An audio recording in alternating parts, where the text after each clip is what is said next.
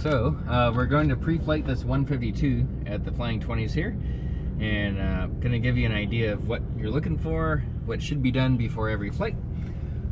Before we got to this point, when we grabbed the keys for the airplane, which are around here somewhere, here's the keys.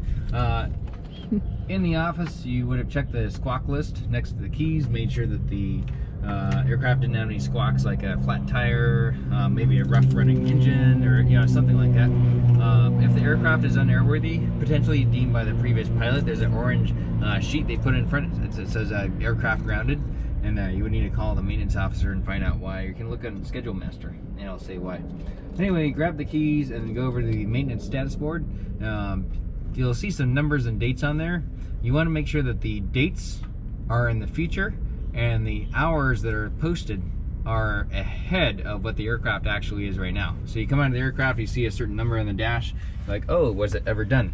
I understand we were just in there now, and we had a question about whether or not I think the seat track AD was done. It was 26.18 or something. I see 27.14.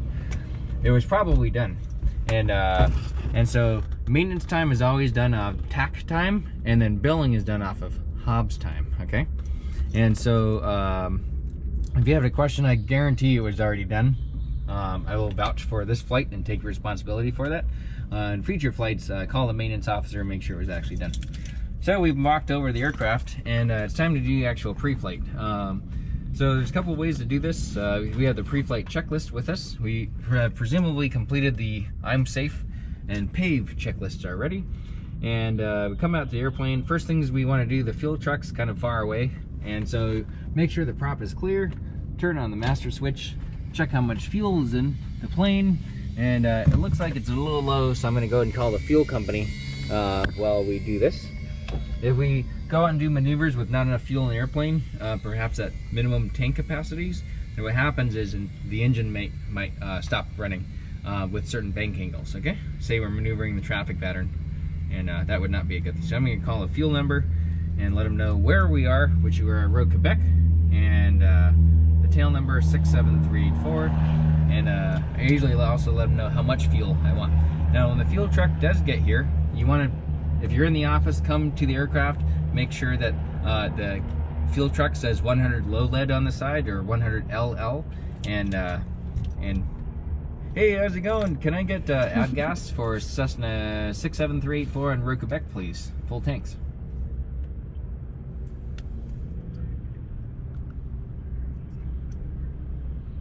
All right, thanks, man. Appreciate it. All right, bye. And so we just talked to the fuel company. They're on their way. It's going to take them about 10 to 15 minutes. In the meantime, we can run the pre-flight check.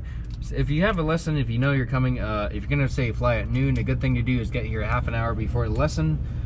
Pre-flight, check the aircraft, get the fuel, get your weather briefing if you haven't done it already, and kind of take it from there. That way when the instructor gets here, maybe they might be on another flight, they might be, weather delayed out there, whatever's going on. They're coming eventually, you might need an aircraft, and so just get it all ready for the instructor. All right, so now that we at least know that we need fuel, and let's complete the rest of the pre-flight checklist, okay?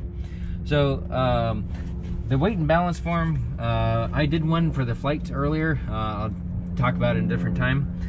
Weight and balance is good. Performance, we have sufficient runway for, and conditions are good for today's operations.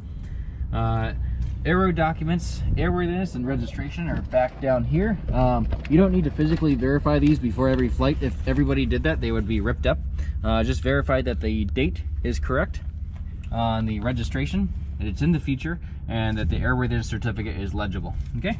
Every plane, including, say you get on the Southwest 737, will have one somewhere near the passenger door. It has to be visible to passengers, okay? Operating limitations, the POH is around here somewhere. Here's the POH, and it's serialized to this aircraft. And so this makes it an official pilot's operating handbook. And then other operating limitations include things like the placards, like this one right here, maneuvering speed 104, gross weight 1670, and this example of a placard. What's another one in here? Fuel 24.5. So this is covered up in dirt.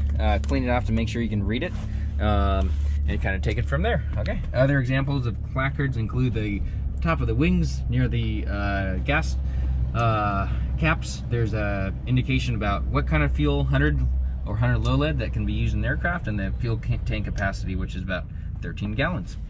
All right, and so anyway, weight and balance document is in the binder here, aircraft weight and balance, and it's a good thing to take a picture of this so you can take it home, you can do exercises with it and take it from there. I usually take a picture of all periodically, they get updated.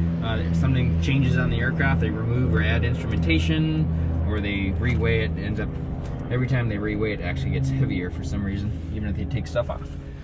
All right, so that's all good. We turn on the master switch. Master switch on after verifying the prop is clear, and then fuel gauges reading about quarter gallon left, a little more than that. Make sure the fuel valve, which is right here, is in the on position all the way on the floor. If this is the off position, if we had, like, say, engine fire in flight, we might turn off the fuel, and that's the on position. So verify that's the on position, and then avionics should be all off, or at least the master. In this aircraft, there's an avionics master switch, so just make sure that that is in the off position. All right, and take a look around, make sure there's no one standing underneath the flaps, and go and put the flap handle to the full down position. And you're just verifying that the sound of the motor is good, there's no grinding or nothing's getting stuck. All right, and lights, turn on the lights. So the beacon should be on anytime the master switch is on, okay? And then landing light on, strobes on, nav light. Now we're gonna go outside and verify all of that. And by the way, the key should be on the dash anytime the engine's not running. So we see that the landing light, taxi light is nice and bright. I like to tap the light. Sometimes if there's a loose intermittent electrical connection, it will flicker. So you're just making sure there's a solid connection. Green, bright, just like on boats, flasher, strobe. And actually, this does have a crack in it. I think it's about to come off, and it is off. So they will need to replace that. They may have gotten hit on the wing tip or something. Over here, there's the navigation light, another one. So the green is the navigation light. This white one is as well. The beacon, it should be on anytime the aircraft is on. And then red left, and the flasher as well. All right, you may be back inside the cabin.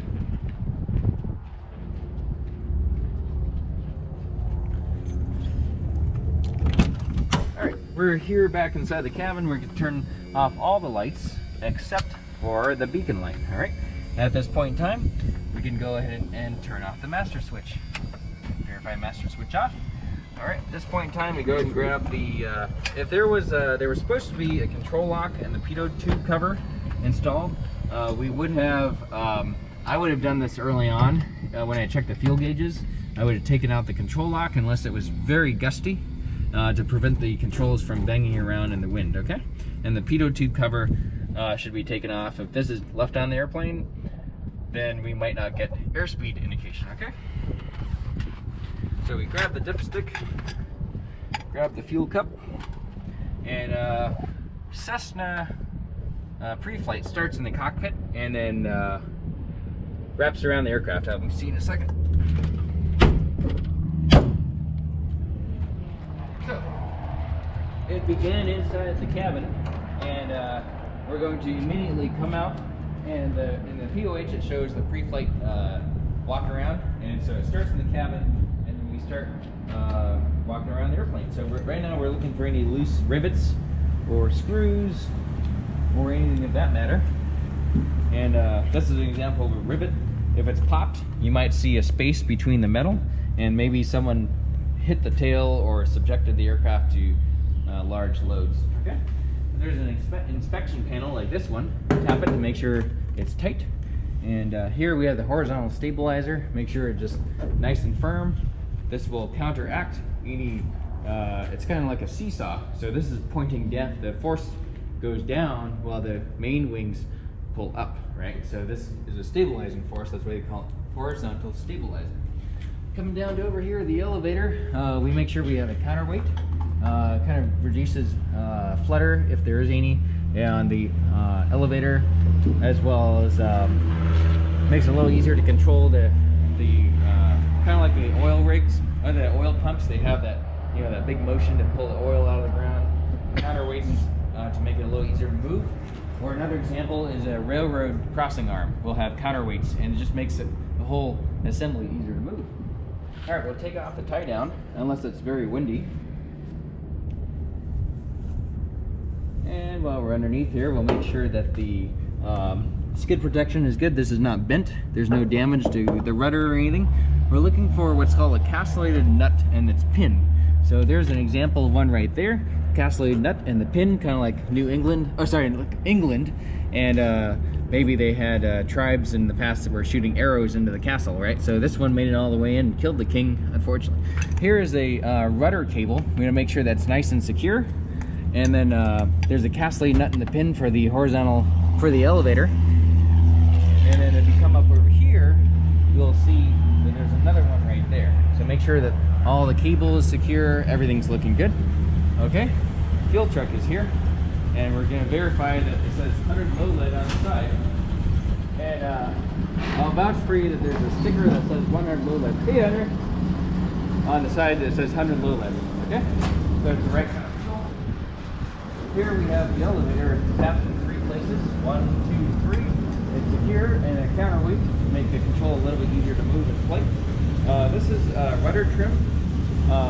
It's kind of like this one here, except it's only ground adjustable, not adjustable in flight. We don't want to move rudder with this. In fact, it looks like someone straightened it out for some reason. Usually they have a slight bend in them.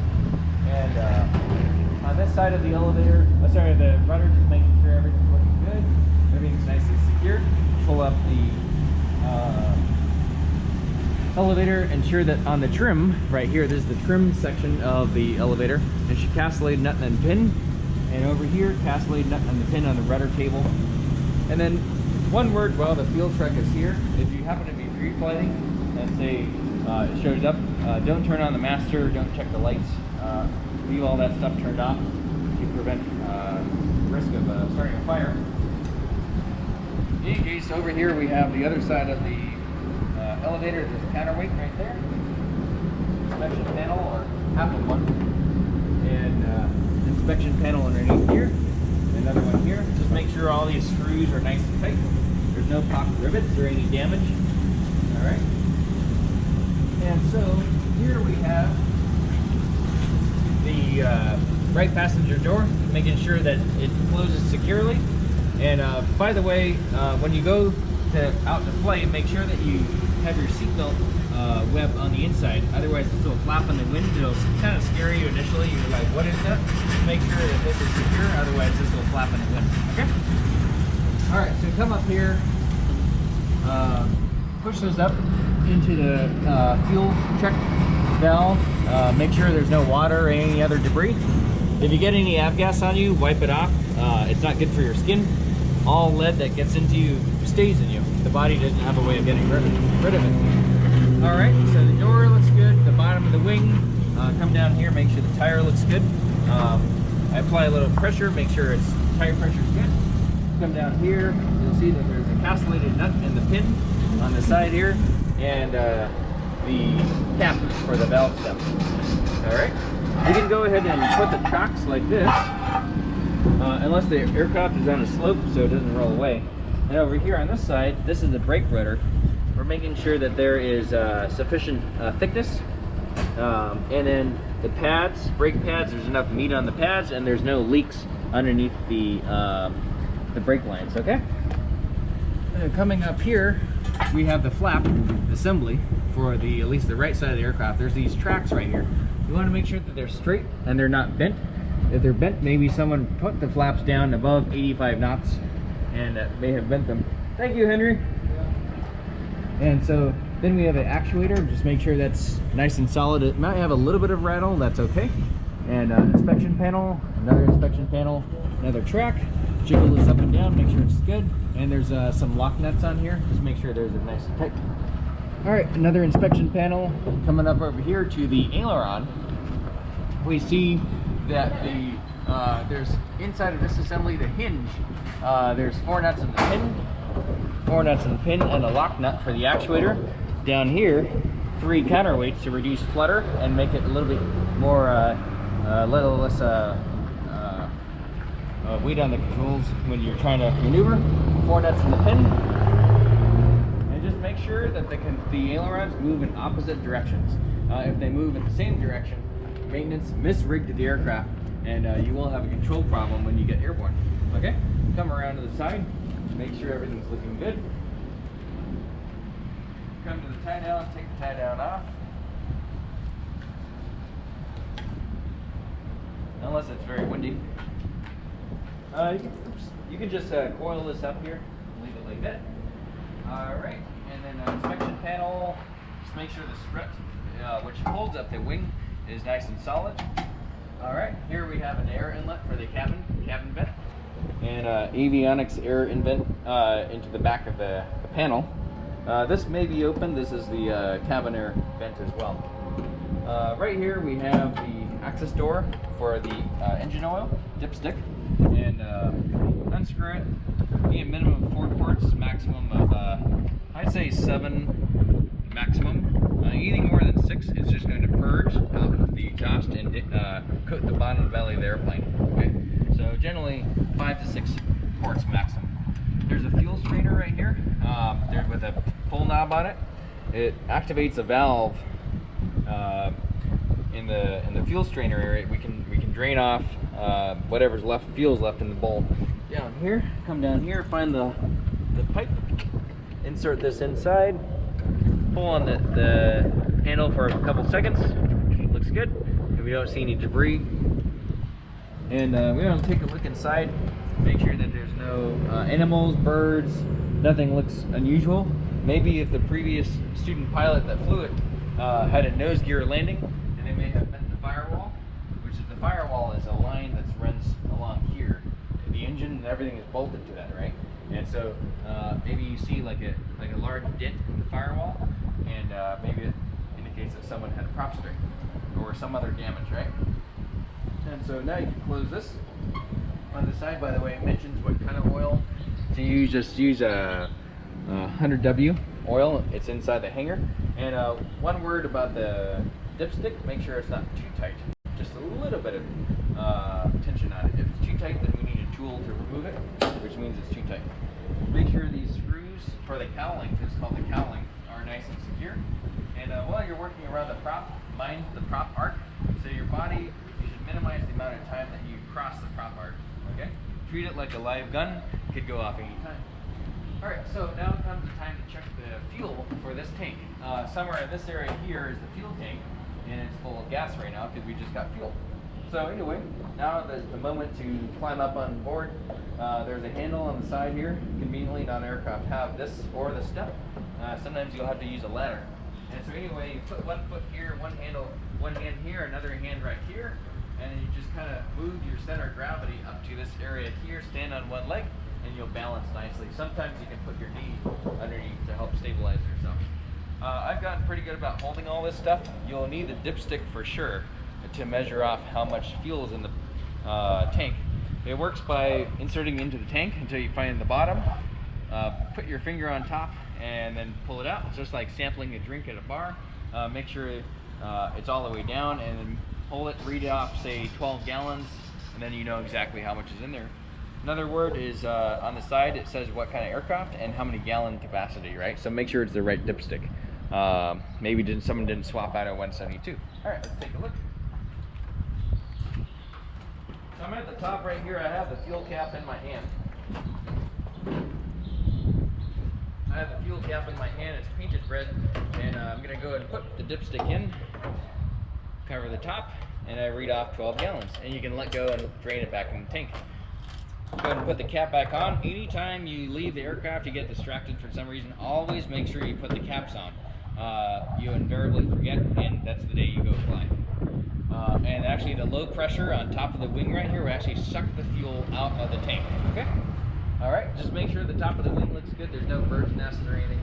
This aircraft has a moonroof, so make sure there's no cracks in the plastic. You can go and pop back down.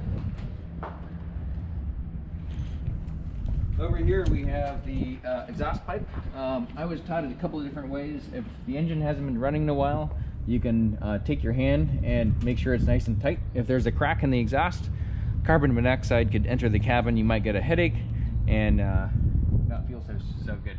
You also take a stick and tap it, make sure there's a nice ring to it. If there's a dull sound, then maybe there's a crack in it, right? We also have an air filter for the engine. Make sure that it's clean, or at least it's not covered in grass. Over here we also have a castellated nut and the pin. There's a lock nut. This is a shimmy dampener right here. So if you are ever using a shopping cart and the front wheel kind of wobbles back and forth, this nose gear can also do that. And so this shimmy dampener prevents that from happening. Okay, castellated nut and the pin on the axle. Make sure the tire pressure, I use my shoe to make sure that the tire pressure is still good. You can also look in the POH and check the tire pressure, what it should be. If it looks low, there's a pump in the compressor pump in the hangar if you need compressed air. Or you can call maintenance. And then some of the other 152s also have a nut, a castellated nut and a pin on this side as well. Make sure that all this, the hinge, all the nuts are on there, a castellated nut and a pin, and make sure it doesn't look, nothing looks destroyed. All the screws look good. Come up to the front of the prop, run your hand along it, make sure that there's no large cracks or other damage on both sides. This taxiway is littered with rocks, and so invariably it will get some nicks. Maintenance will file those out, polish those out. They do that, not us. There's this is called the spinner. You want to make sure that there's all the screws are intact, so on top and bottom. Take a look inside, make sure there's no wildlife inside. Usually at winter time, birds like to nest inside. And over here we have the alternator. Kind of hard to see, but there's the alternator, and you can pull on that, make sure that belt is nice and tight, and just make sure that you don't move the prop. All right. Coming around to the other side of the cowling here, all the screws are looking good on the windshield and the cowling. Avionics air inlet is looking good. This is called the static port. Make sure there's no tape in front of this. If there is, the instruments will read incorrectly when you enter flight. Okay? Even rolling down the runway. Come down here, make sure that everything's looking good. You might see a little bit of oil here and there. That will be normal. What you see now is pretty normal. All right, and so over here we have the cabin air inlet for the pilot side, an inspection panel, and the pitot tube. Make sure there's no nothing growing inside. At least the cover is off. There's a drain vent on the. It's a little tiny. Make sure there's no tape on that. If there is, then there might be an issue with the measurement displayed on the cockpit. Okay, on the airspeed indicator. All right, now it's time to check the fuel for this side. You can walk around, or I am able to reach without spilling anything. So push up for a couple seconds, allow the fuel to drain in here. Now this is called a GATS jar. This jar has a filter to separate out any water. Okay, so water is denser than fuel and will sink to the bottom. And you're able to drain this out and leave the water behind. If there is any water, wipe it out with a rag. This fuel sample should not be thrown on the ground. It's a $100,000 ticket if you do that. All right, now that I checked the fuel, I see there's no water, no contamination. I'm gonna go and pour this stuff back into the tank. So I put my hand here, 1 foot here, another hand here, and then my last foot here. Here we are with the other fuel cap. It's also red, and it looks nice, brand new. I'm gonna go ahead and pour this in, making sure any water stays inside. And then take the dipstick, insert it, put my finger, read off 12 gallons, let go, put the cap back on, ensure both sides are secure, and there's a last chance to make sure nothing's loose, or there's a couple of inspection panels on top as well. And up here it says fuel 100 low lead, 100 minimum grade fuel, aviation gasoline, capacity 13 gallons. So climb back down. have a tie down for the left side. Remove that from the eyelet. Right here is a fuel vent for the gas tank, okay? And actually both, on this aircraft, the right side has a little vent, and this side, I have to look in the POH to see if it has it as well. I'm pretty sure it doesn't, but it's a vented fuel system. If it plugs up, then you're going to starve the engine of fuel, because it won't be able to flow through the system, right? You're gonna build up a vacuum in the system, right? Anyway, if you get gas in the morning, the gas will be cold and it will have a certain volume. As the fuel, as any liquid or almost any substance on Earth warms up, it expands in volume, and so during the course of the day, if you had full tanks, a couple of hours went by in a ground lesson, you come out of the aircraft, you might see some fuel leaking from the fuel vent. All right. In the front here, we have the stall warning horn. So it's a warning device that goes off about 5 knots before the stall speed in this aircraft. And one way to test that it's working, it's actually just a party read. You know, like you find a birthday party, it's on a hose, and low pressure will cause a suction over this area and will activate it. Okay. One way to test it is I'll put like a napkin or paper tissue, and then I'll take it from there. I'll suck on that, and then other people are a little more brave than I had enough protein for the day. All right, so just make sure that this strut is nice and good. Come around, make sure the wing doesn't have any damage on it. Wingtip, make sure there's no cracks or holes. If there are any, low pressure could cause it to rip off. And here we have the other aileron. It doesn't hurt to check this side as well to make sure that it moves in the opposite direction. We see that there are 3 counterweights on the bottom here. And then there's the hinge with 4 nuts and a pin. Come down to here, 4 nuts and a pin, and the actuator rod and nut. And then 4 nuts on the pin over here. Over here again we have the flap. Come to make sure the tracks are straight on both of them, and the lock nut is secure, and the inspection panels are secure. And you can wriggle this to make sure it's at least holding on. Okay, come down to make sure the door closes fully. If sometimes there'll be a small gap between the door and the fuselage, that's okay. Now if everything looks a little like crooked, maybe someone had a difficult landing and bent something up, right? All right, coming down to the tire, make sure there's enough tire pressure. Good. You can always verify that with a gauge as well. The pressure is in the POH or on your checklist. Castellated nut and the pin, and the cap for the valve stem. All right. Put the chock like this, and then come over here, make sure that the rotor is in good shape, the pads have enough meat on them. The mechanic knows how much should be on there, so they will replace it. This tire is actually a little worn. There should be a little more meat right here. They usually take it down to the minimum service level for the tire, because they get used a lot. And then there's no leaks out of this side here. All right, one of the last things to check is all the antennas. You will learn in the POH what these antennas do. One of them is transponder. This is an IFR equipped aircraft, so it has a glide slope antenna, which I believe is this one here. And then one of these is going to be for ADS-B and transponder.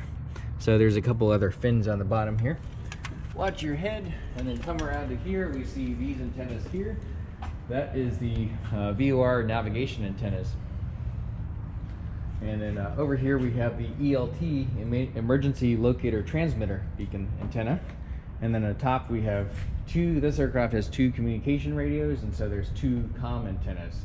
And then finally a GPS antenna puck. And the last thing to do is a final walk around, make sure that it still looks like an airplane. So you're looking at the big picture. Did I remove all the tie downs? Are all the chocks clear? And then the next thing to do is to go ahead and reference the checklist and make sure that we hit everything. All right, so pre-flight checklist, weight and balance, performance complete. The aero documents are on board. We checked the fuel gauges, fuel valve, avionics were all off, lights and flaps good. Master mags ignition were turned off, locks, chains, and chocks are removed from the aircraft. Lights are all good except for the right side. Flaps look good. The flaps moved without any grinding sound. The empennage, which is the French word for tail, the French were pioneers in early aviation, and so that's why a lot of aircraft parts are named after French terminology. So the empennage is back here. Everything looked good. I didn't see any popped rivets or loose screws. The elevator and elevators were good. Nothing bad there. Right wing flaps and ailerons were good. The tracks for the flaps. Right main tires, brakes were good. Oil we had, I believe we had 5 quarts, and 9's kind of the, I wouldn't put more than probably 7 or 8. The rest of it's just going to purge out the engine and coat the underbody of the aircraft. Okay. And then the prop was good. Static port, pitot tube were both clear. Left wing flap, aileron, right main tire, brakes good. Fuel was stumped, and which means we checked to see if there's any contamination in it. And then they had a total volume of 24 gallons. And pre-flight checklist is complete. And so when you show up for a lesson and I'm here, or I'd say I show up and you would say, "Hey David, how's it going? Pre-flight checklist complete," and I'm safe checklist complete, if both of those are actually complete. And can take it from there.